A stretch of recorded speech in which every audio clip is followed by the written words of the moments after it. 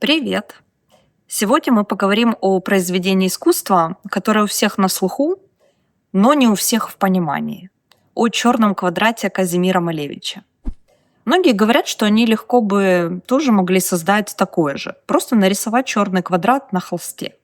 Но что, если я скажу, что это не так просто, как кажется? Почему черный квадрат невозможно повторить? Давайте разбираться. Меня зовут Яна, и вы в Микеланджелесе, в моем виртуальном городе искусства.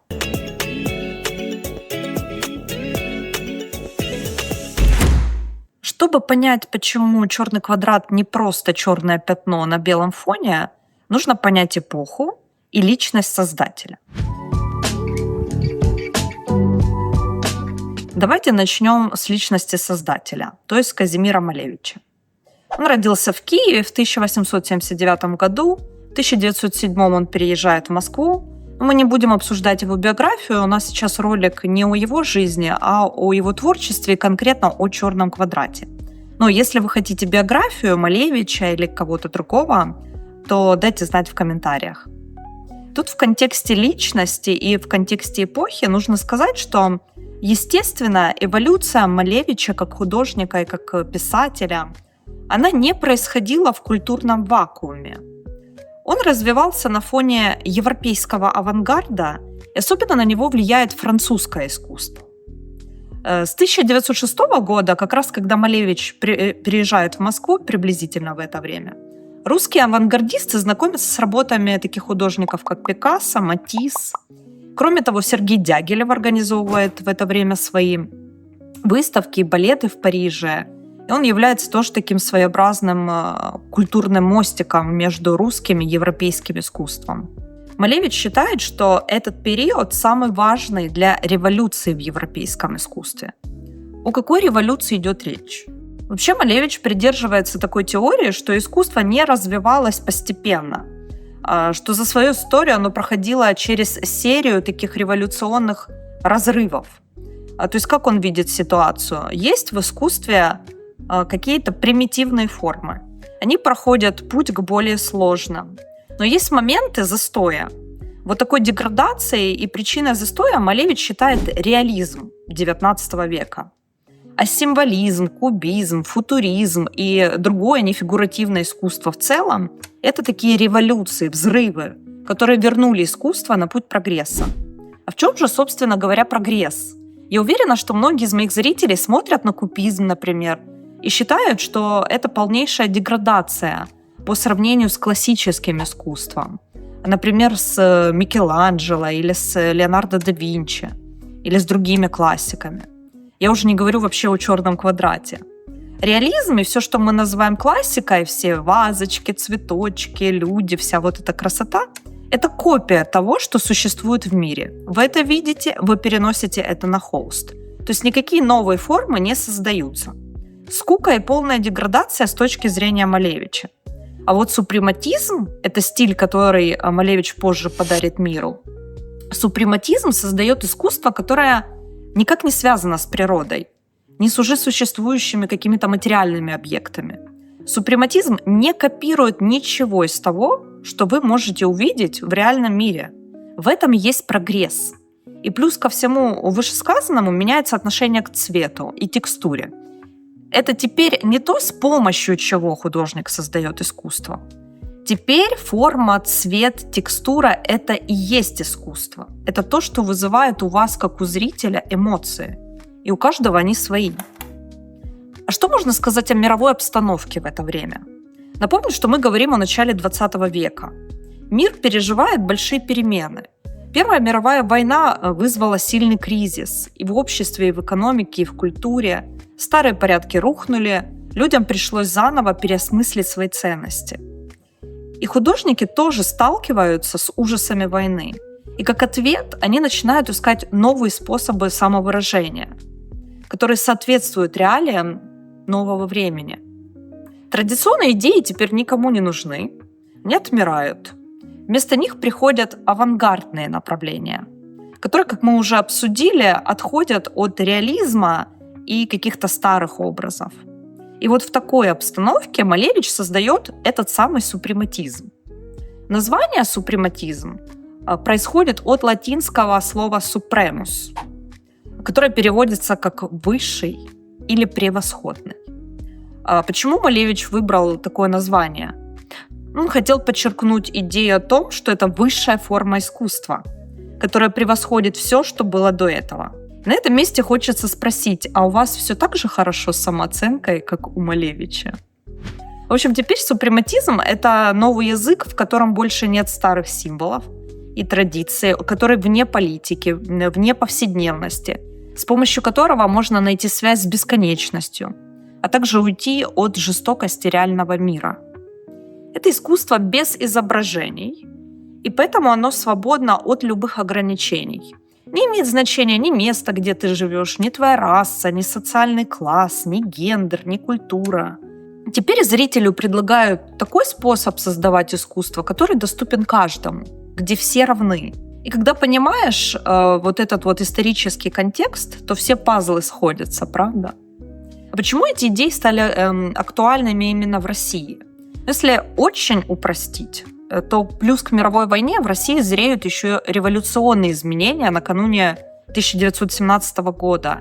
И, соответственно, формируется запрос на новый взгляд на мир.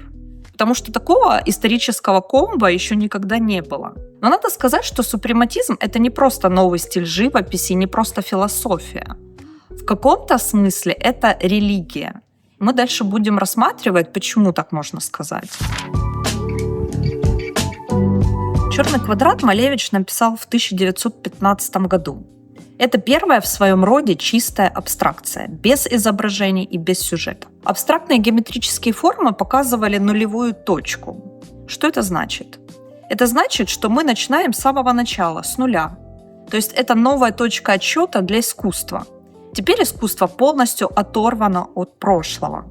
Казимир Малевич использовал религиозные и мистические идеи, чтобы объяснить, что он хочет передать через свое искусство. Его целью было выразить что-то глубокое и божественное. Искусство должно было выходить за пределы обычной реальности и искать высшие духовные истины. Вот почему я говорила о религии перед этим. Но почему искусство стало абстрактным? Чтобы показать, что оно никак не связано с материальным миром, в котором одни проблемы. Мы сейчас говорим именно об идеологии Малевича, а не об абстрактном искусстве в целом. Малевич хотел передать чистоту и свет, потому что они помогали людям почувствовать связь с чем-то высшим, с божественным. Геометрические формы, например, квадрат и круг, тоже были символами. Квадрат, например, означал целостность и стабильность, а круг — бесконечность и единство. Кроме символизма, есть еще более прямая связь с религией. Малевич вдохновлялся русской иконописью, которая тоже, как и его искусство, передает какой-то духовный опыт. Он считал, что, как и иконы, его абстрактные картины могут помочь людям почувствовать связь с божественным. И вообще на самой выставке, на самой первой выставке «Черного квадрата» в 1915 году Малевич выставил свою работу в самом, как считалось, священном месте комнаты, в красном углу, где обычно размещались иконы. Но это еще не все. Философия художника была также связана с теософией и эзотерическими учениями. Малевич очень вдохновлялся учениями Елены Блаватской. Это русская оккультистка и основательница теософии.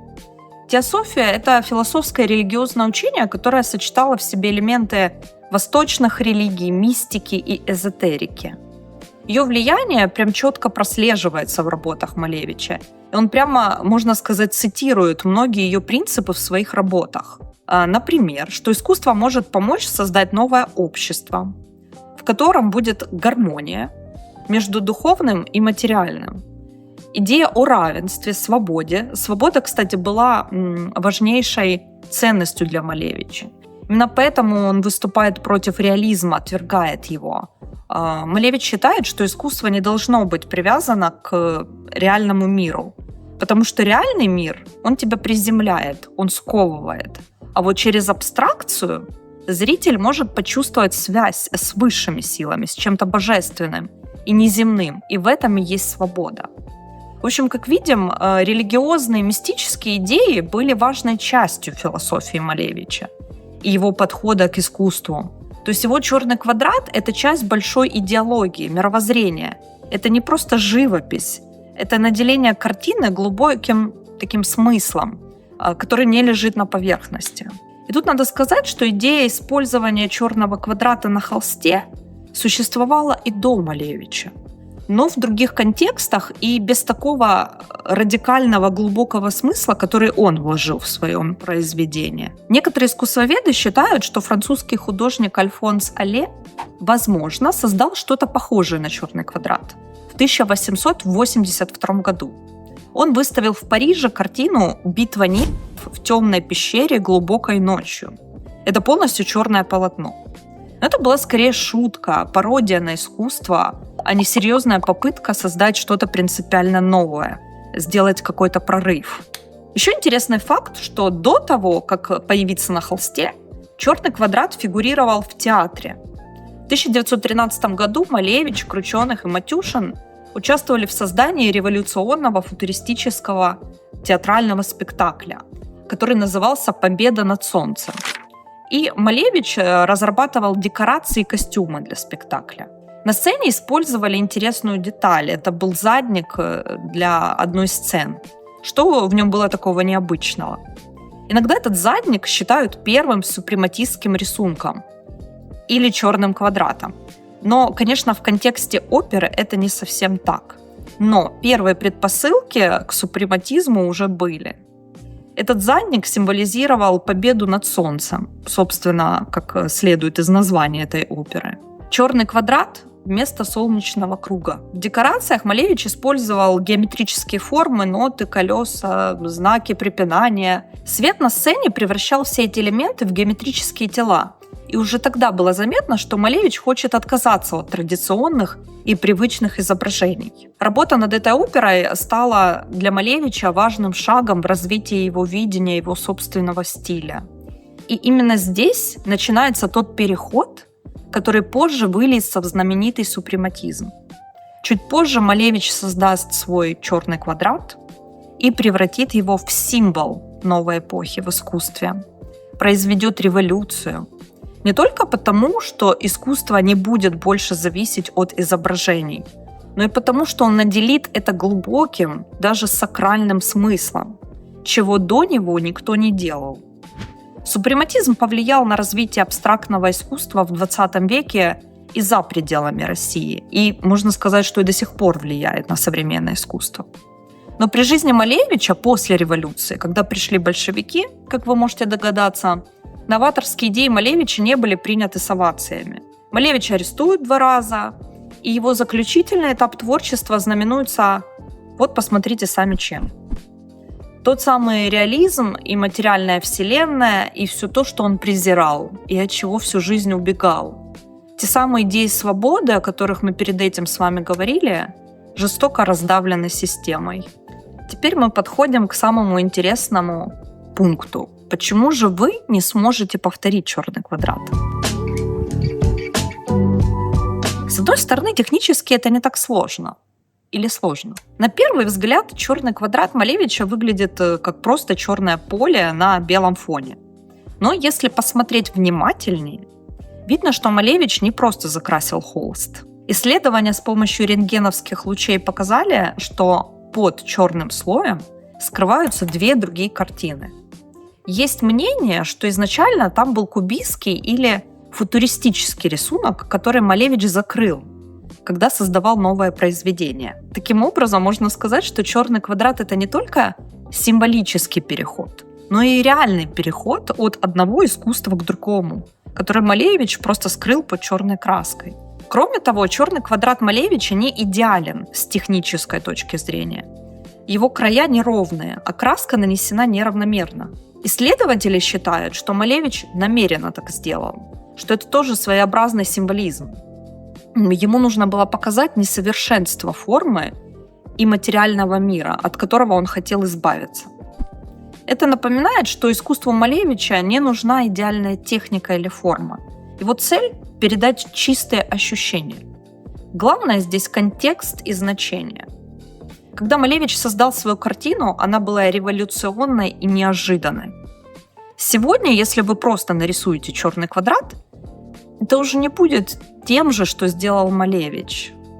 Так как же нам воспринимать черный квадрат сегодня? Ну, очевидно, что мы уже не увидим его так, как видели люди в 1915 году. Сейчас это часть культурного наследия. Для нас это прежде всего символ. Символ свободы искусства, свободы мысли и смелости ломать старые правила. Для нас это напоминание о том, что иногда искусство должно быть проще, чтобы выразить больше. Друзья, если вы всегда считали, что черный квадрат Малевича – это просто черное пятно на белом фоне, то я надеюсь, что я сегодня смогла рассказать вам что-то новое и интересное, и что вы с пользой провели это время.